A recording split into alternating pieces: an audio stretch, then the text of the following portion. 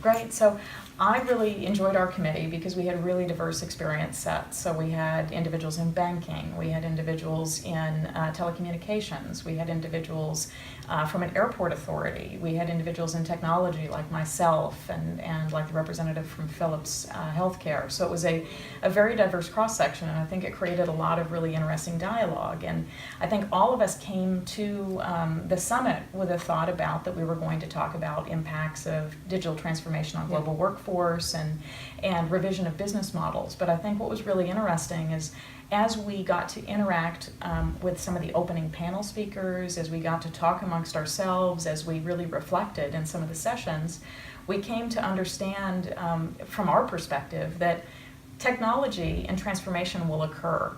We need to be very mindful of what happens to the people and how we can help the younger generation have the right education set to take best advantage of digital transformation, and how we can help the workforce that may be being displaced by digital transformation have more self-confidence, receive retraining, really modify their skill sets so they can still participate and understand really what's in it for them, why digital transformation is a benefit for them.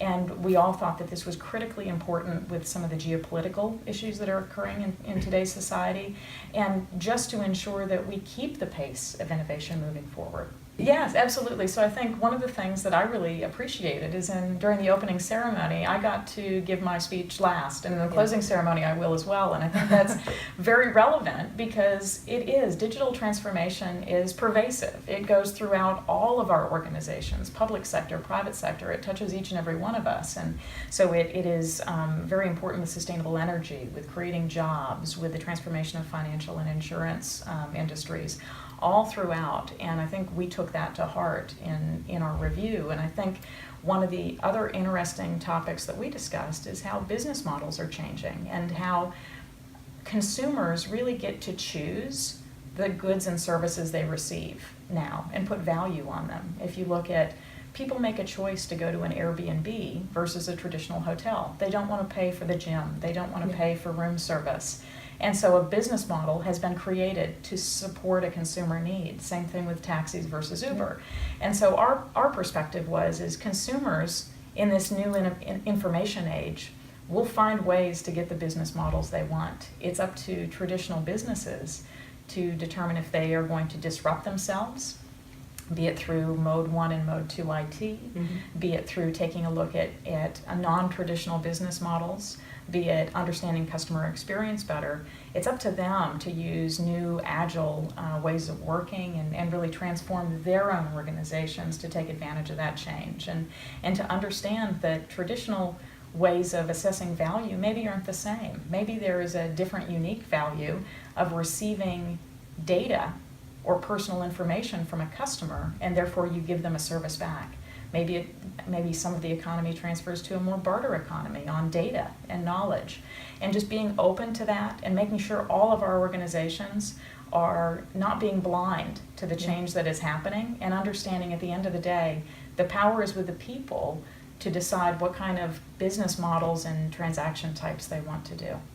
So we actually just finished discussing that within our committee, and we think that there are really 3 areas. The first is each one of us have leadership positions within our businesses, and so we all really believed in the perspective, I believe, that the committee created. And so we're going to, all of us, go back to our leadership that sent us to the committee, and also talk to our HR departments, our human resource departments, and really discuss some of the concepts that we had around re-education. We had, which I think is a very interesting concept, of the private sector needs to take more of an active role in educating our youth. The private sector understands what jobs are going to be in need, where we don't have enough we have a skills gap, a war on talent. How can we leverage concepts like apprenticeships and internships to maybe educate the youth of the world instead of traditional universities? How can we influence curriculums at universities through our university relations programs and through our recruiting departments? How can we ensure that we're looking at internal candidates in our own companies and helping them to gain the skills and education required for them to take the next job role instead of just picking another candidate and maybe leaving workers behind. So that was one way. Another way is some of us have opportunities to disseminate this information externally. So for example, I'm in the beginning of November going to be running in Atlanta, Georgia, an SAP Connected Life Summit with many industry leaders in the Atlanta area. And I'm actually going to do a presentation on our perspectives and share those with those leaders. And then those leaders are also going to talk about some of the ways they're digitally disrupting various businesses or moving forward on their digital transformation journey. Another individual within the team has access to a digital chamber of commerce and is going to be presenting the perspectives there. And then all of us have customers and clients and business connections, partners that we can share our perspectives with.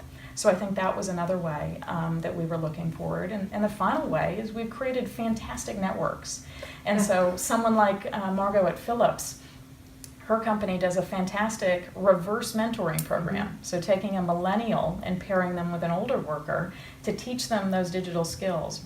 What about bringing Margot in or someone from Philips in to talk to our own organizations about that program to help to inspire about how we could roll it out within our own companies?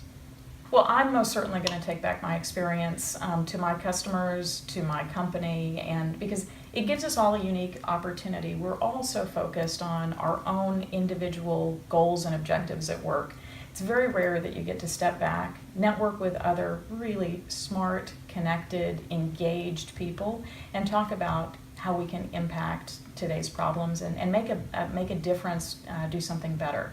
And so the more people we can have come in an environment like this, the more diverse ideas we can have. And so when we talk about digital transformation, as we talked about earlier, that's pervasive across all of the committees. And so I most certainly agree that it makes sense to use that as a sort of overarching topic to figure out how can we understand the risks, but also how can we leverage the power and the opportunities that exist with digital transformation to help make advancements in food production, make advancements in healthcare, make advancements in education. And the more we can all participate in that, and then also bring it back to our private sector companies and impact change from there, then we really can make an impact on the world.